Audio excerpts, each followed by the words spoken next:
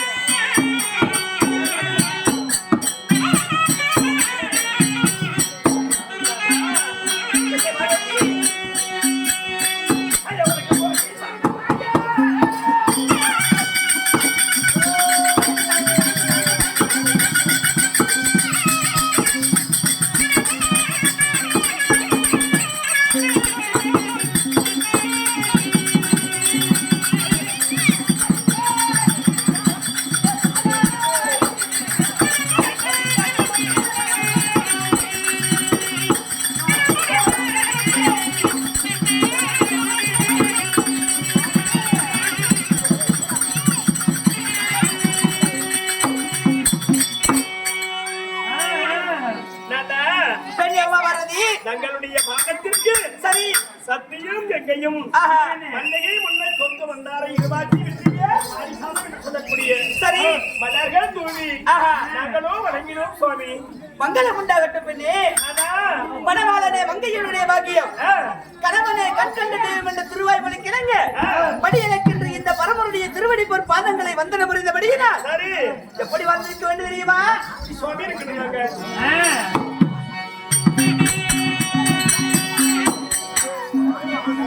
கதை பாதாமாதை நீ வடிந்த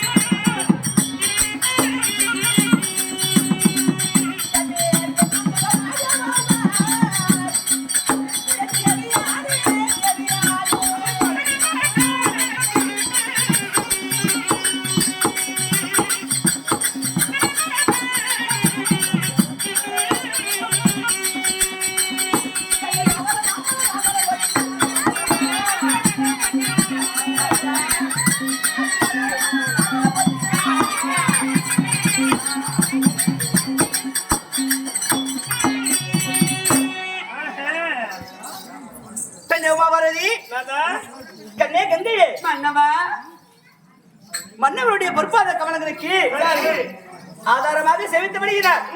இந்த வையகத்திலே பரமசிவனுடைய தேவி என்ற பெயரோடும் புகழோடு வந்திருப்பீர்கள் தேவி. அப்படியா? ஆஹா.